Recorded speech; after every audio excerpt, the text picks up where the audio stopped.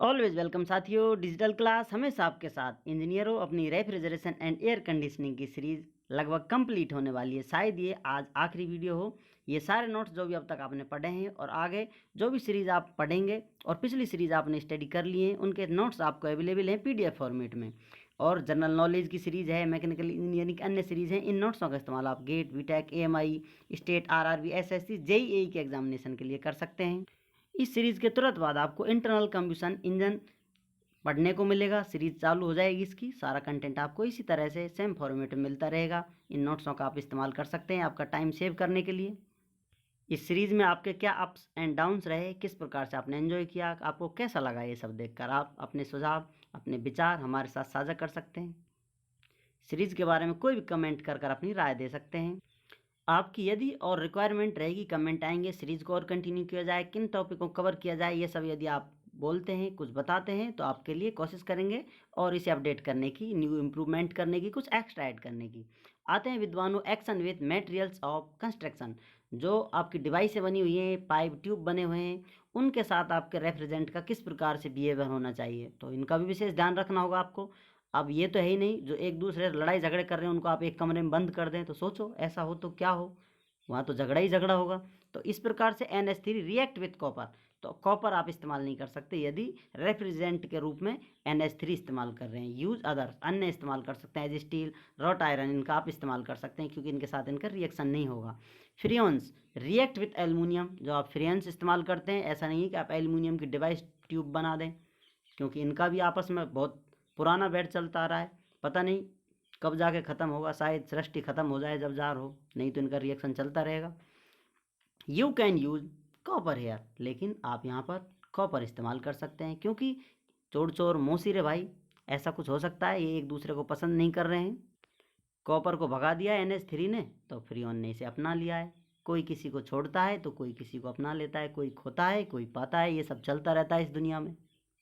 चलिए अब कदम बढ़ाते हैं फिजिकल प्रॉपर्टियों की तरफ। किस प्रकार की होनी चाहिए? Viscosity should be less, viscosity कम होनी चाहिए। जैसा आपको पता है साथियों, विस्कोसिटी क्या होती है?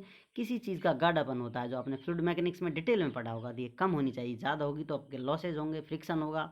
इस प्रकार से इसकी विस्कोसिटी कम होनी चाहिए। रेफ्रिजरेंट जो आप इस्तेमाल करें, बार बार घूम जाएँ, जल्दी झटपट से अपना काम कर जाएँ, बस इतना काफ़ी अपने लिए।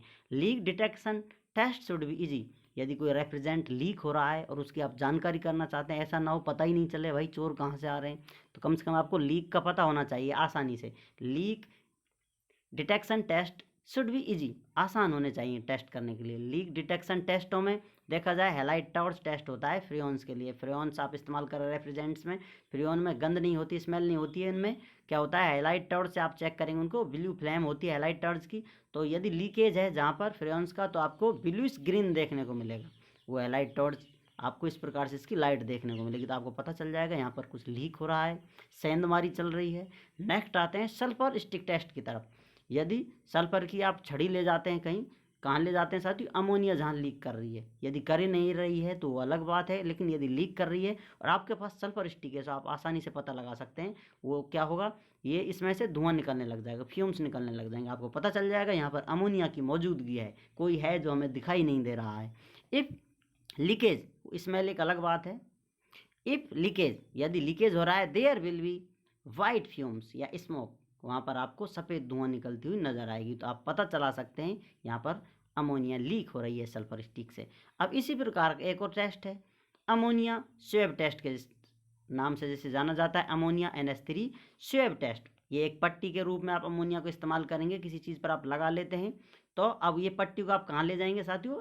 सल्फर डाइऑक्साइड की तरफ ले जाएंगे। यहाँ पर लीक हो रही है तो एक दूसरे से रिएक्ट करते हैं, थोड़ा आपको नज़र आएगा, तो वाइट फ्यूम्स आपको यहाँ पर भी देखने को मिलेंगे। तो इस प्रकार कोई चीज़ ले जाते हैं आप, किसी स्टिक को ले जाते हैं, उस पर अमोनिया लगा कर ले जाते हैं किसी प्रकार से, तो आपको पता चल जाएगा ये एक दूसरे से रिएक्ट करती है। यहाँ पर भी धुएँ निकलनी आपको नज़र आएगी, सफ़ेद सफ़ेद सी फ्यूम्स आपको नज़र आएंगे, वाइट फ्यूम्स, तो आपको पता चल जाएगा यहाँ भी कुछ घपला है, घोटाला है।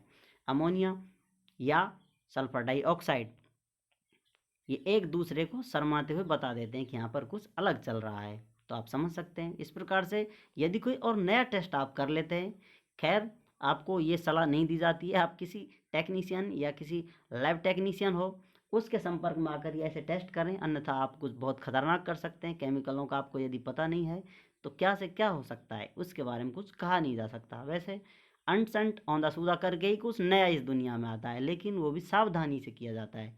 उम्मीद करते हैं साथियों सीरीज आपने एंजॉय की होगी। सीरीज में अब तक आपको बहुत कुछ जानने को मिला होगा, कुछ नया मिला होगा, कुछ जाना पहचाना पहले से आप जानते होंगे और अपडेट हुआ होगा। तो जो भी आपको जैसा लगा, कैसा रहा आपका रास्ता, आपका सफ़र, तो उसके बारे में आप हमें बता सकते हैं। अपने विचार हमारे साथ साझा कर सकते हैं कमेंट कर हम आपकी राय जानने के इच्छुक रहेंगे। इस सीरीज से या किसी भी वीडियो से, किन्हीं भी सीरीज़ों से आपका कोई सुझाव है, कोई कन्फ्यूज़न है, जो भी कुछ है आपके दिल में जो आए आप हमें बता सकते हैं। आपके फीडबैक का हमें इंतज़ार रहेगा। वीडियो को अंत तक देखने के लिए, चैनल को सपोर्ट करने के लिए आपका दिल की गहराइयों से बहुत बहुत धन्यवाद। डिजिटल क्लास टीम आपके उज्जवल भविष्य की कामना करती है। मिलते हैं किसी अन्य वीडियो में। जय हिंद, वंदे मातरम।